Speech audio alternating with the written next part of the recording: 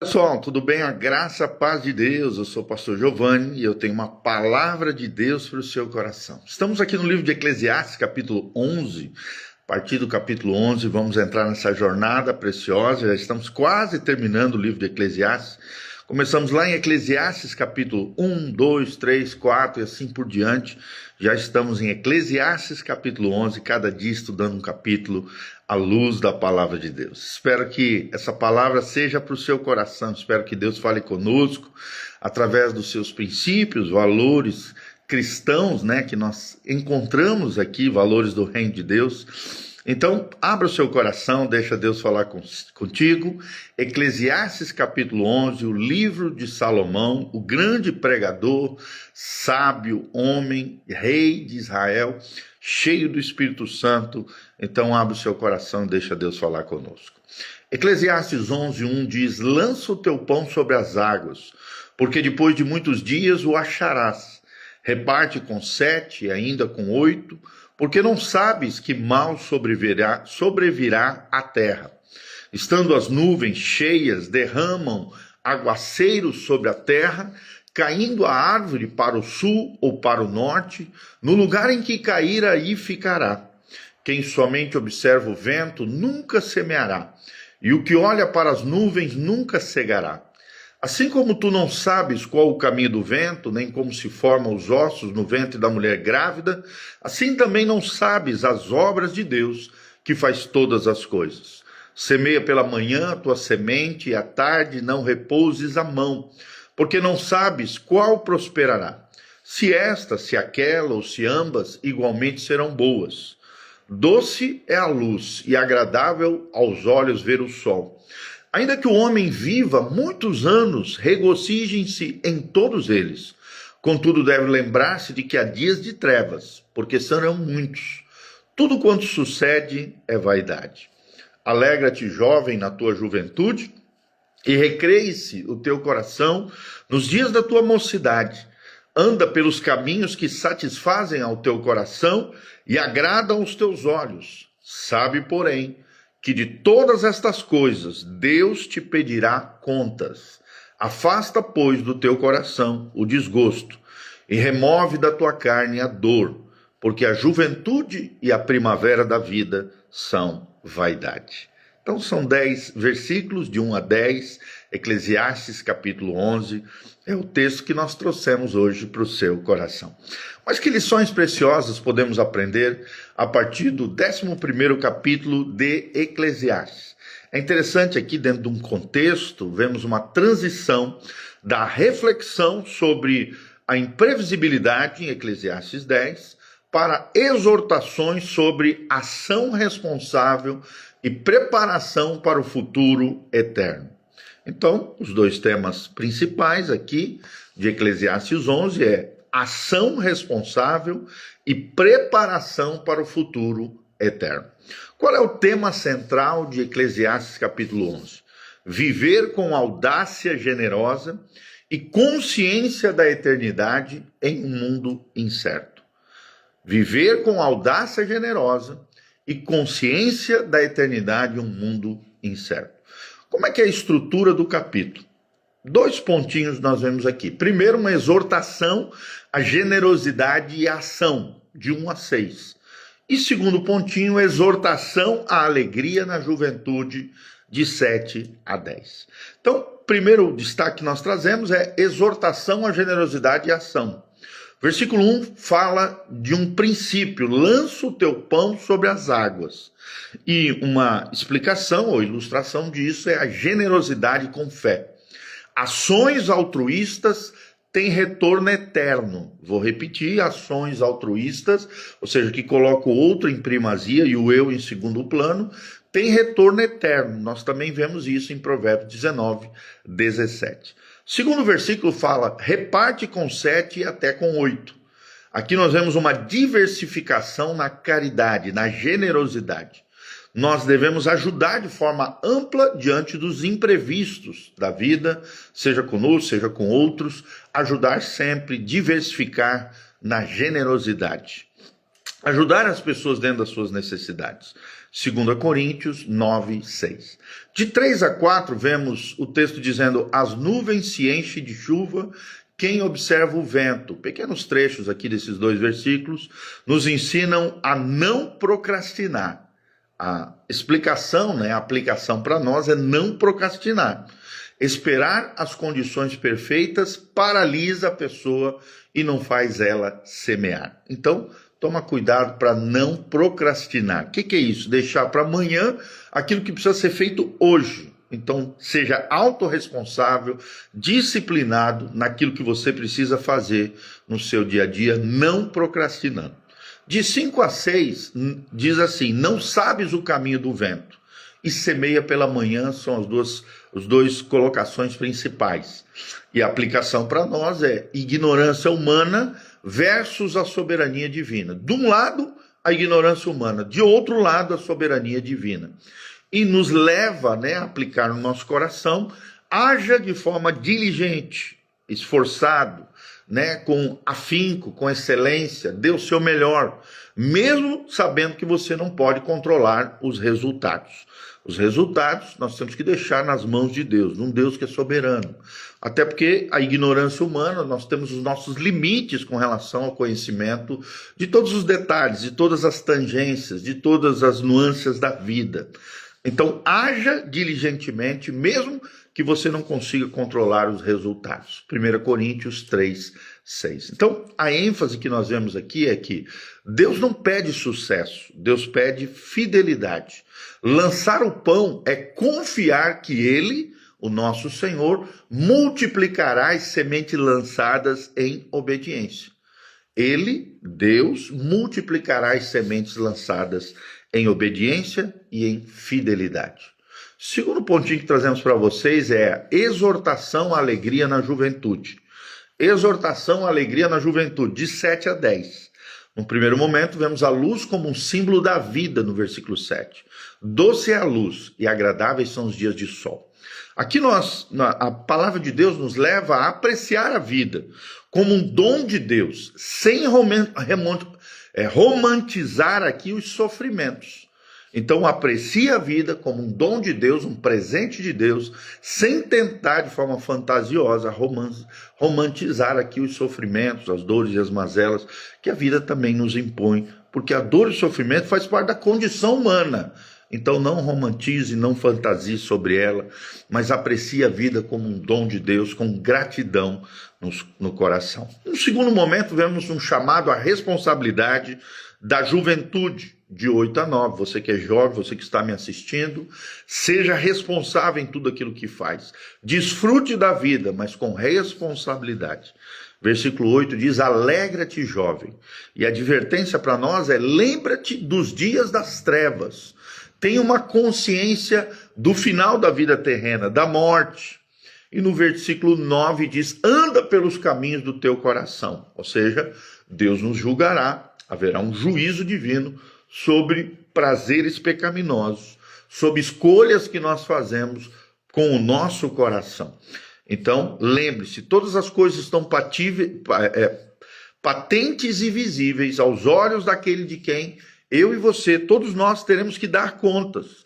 Por isso, ande no temor do Senhor, tenha um equilíbrio entre um desfrute da vida de forma legítima, versus, do outro lado, o contrário, que é a licenciosidade. Uma vida libertina, licenciosa, quer fazer tudo destrambelhada, sem pensar nas consequências e na lei da semeadura e da colheita. Toma cuidado com isso. Desfrute a vida de forma legítima. Alegra-te, jovem, nos dias da tua mocidade. Nós podemos desfrutar de prazeres que sejam lícitos, que não sejam autodestruidores, que não sejam contrários à palavra de Deus, sempre sabendo que um dia prestaremos conta das escolhas que fazemos na vida. É o que também nos ensina 1 Coríntios 10, 31, essa relação, esse contraste entre desfrutar de forma legítima e a licenciosidade, tá bom? Um conselho final que ele nos traz aqui no versículo 10 é: afasta a ira do teu coração. 3 remédios para a alma jovem que eu queria que você guardasse. Primeiro, evite a amargura. E aqui a palavrinha é a ira. Segundo conselho, fuja da autoindulgência, que é a maldade, a crueldade, a malignidade. Terceiro, cultive a pureza. A palavra aqui é carne, pode ser traduzida também por paixões. Seja puro no seu andar com Deus, na sua caminhada cristã.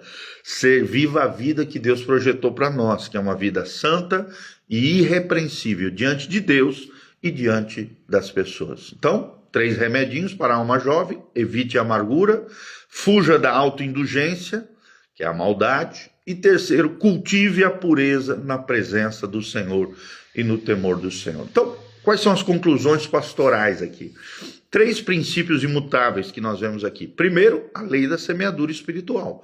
No versículo 1, generosidade abre portas eternas, nos céus e também aqui na terra.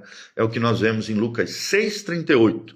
Segundo, uma urgência escatológica. Versículo 8, a morte não é o fim, mas a virada para o juízo eterno. Seja no tribunal de Cristo, no caso dos crentes, seja então para o juízo do grande trono branco, no caso dos ímpios. Hebreus 9:27, a Bíblia diz: ao homem está ordenado viver uma só vez, e logo após isso, o juízo eterno. Terceiro, juventude, tempo de consagração a Deus. Consagre-se a Deus, busque o Senhor nos melhores anos da sua vida.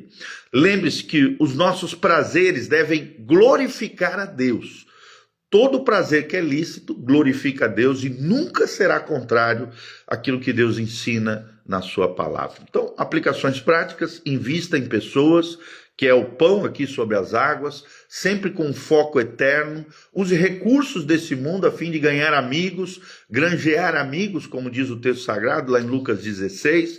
Combata a indecisão, no versículo 4, agindo apesar das incertezas da vida. Combata a indecisão, seja autorresponsável, disciplinado, semeie, apesar de não saber todos os detalhes da vida. Edifique memórias santas também na sua vida e na sua juventude, é o que nós aprendemos no versículo 9. Então, Eclesiastes 11, ele nos ensina isso: semeie hoje o que quer colher na eternidade, porque a única semente que atravessa o túmulo é lançada das mãos de Deus. Vou repetir: semeie hoje aquilo que você quer colher na eternidade. A única semente que atravessa o túmulo é a lançada nas mãos de Deus, tá bom? Então, análise do texto, né, sobre tempo e eternidade é de 1 a 2. Generosidade, sim, envolve risco. Essa é a realidade temporal. A perspectiva eterna é: a colheita é garantida por Deus. De 7 a 8, vemos que a luz física é efêmera. Já numa perspectiva eterna, trevas lembram juízo eterno. De 9 a 10, vemos os prazeres da juventude. E dentro de uma perspectiva eterna, vemos uma prestação de contas diante do Criador. Então, uma aplicação prática é: área da vida aqui, recursos. Qual é a ação que Deus espera de nós em Eclesiastes 11? Semear generosamente, versículo 2. E qual deve ser a nossa motivação? A confiança na provisão de Deus. Salmo 37, 25. Segunda área da vida, trabalho. Qual é a ação que Deus espera de nós? Agirmos apesar das incertezas. Versículo 6. Qual deve ser a nossa motivação? A confiança na soberania de Deus sobre os meus resultados. Terceira área da vida, juventude. Qual deve ser a ação nossa? Nos afastarmos da ira e da maldade, do versículo 10. E qual deve ser a nossa motivação? O temor ao juiz eterno, que é o Criador, o nosso Senhor e Salvador, Jesus de Nazaré. Eclesiastes 12, 14. Tá bom? Então, Eclesiastes 14, para nós fecharmos, é uma espécie de antídoto contra o imobilismo. Convida eu e você a uma vida de risco santo. Arriscar-se pela generosidade, investir na eternidade e desfrutar a juventude com temor do Senhor, vivendo na presença do Senhor, desfrutando dessa presença gloriosa e extraordinária de Jesus de Nazaré. Afinal, o dia do juízo aproxima-se. Então lembre-se disso, o dia do juízo aproxima-se. Então é o que nos ensina Eclesiastes 12, 14, tá bom? Um antídoto contra o imobilismo. Que Deus te abençoe nesse dia, que a graça e a paz de Deus venha sobre você, que você seja abençoado através do texto sagrado, que esses princípios se tornem encarnados, uma realidade na sua vida a cada dia, em nome de Jesus. Eu sou o pastor Giovanni, não esqueça de dar um joinha, apertar no aviãozinho, compartilhar esse vídeo com outras pessoas.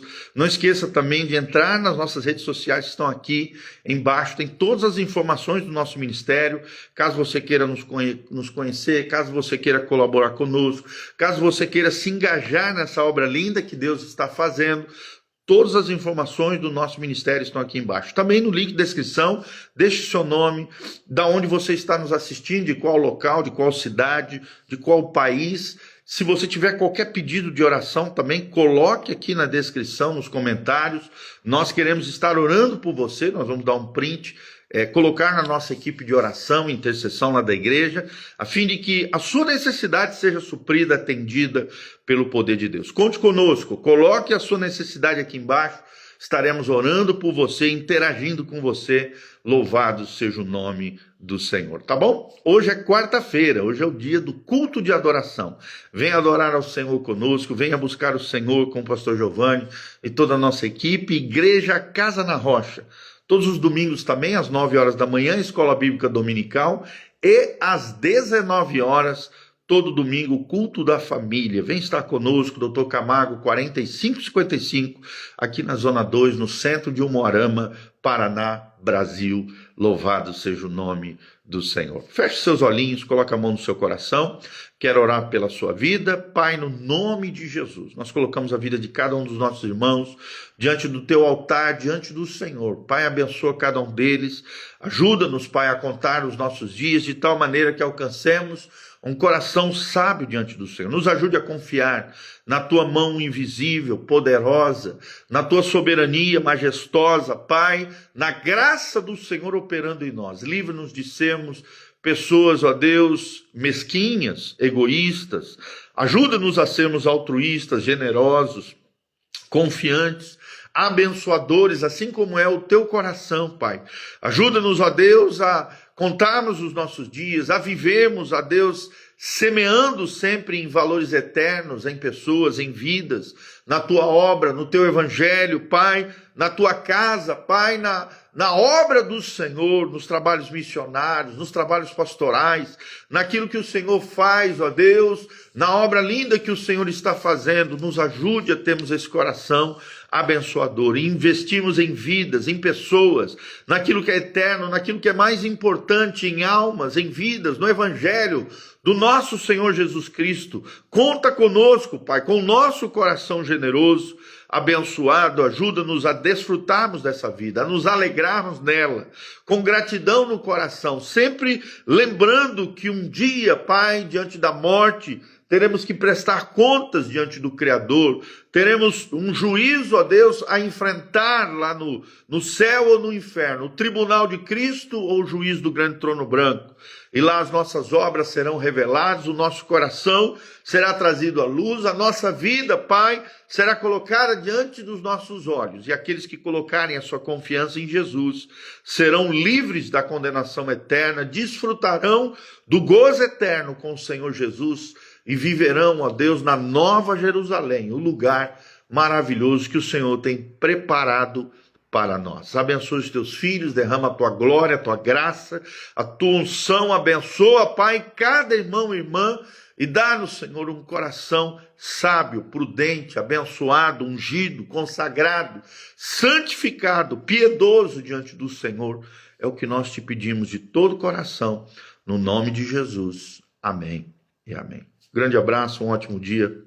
Louvado seja o nome do Senhor. Tá bom? Entre no nosso site casanarrocha.com. Entra no nosso site casanarrocha.com. Eu tenho certeza que você será tremendamente abençoado. Temos 8 cursos online de graça para que você faça, cresça, floresça, se desenvolva. E todo o nosso material em áudio, vídeo, está ali à disposição para abençoar o teu coração. Nosso YouTube, PR Giovanni. O nosso Instagram, PR Gil. O nosso Spotify, PR Giovanni Júnior ou Igreja Casa na Rocha. E o nosso Facebook, pastor.gil. pastor.gil. Então entre lá nas nossas redes sociais, siga-nos.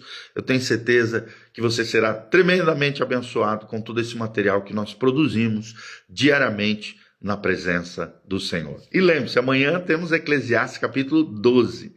Então abra o seu coração, deixa Deus falar com você. Tenho certeza que Deus fará coisas lindas na sua vida para o louvor e glória do seu nome. Amém e amém.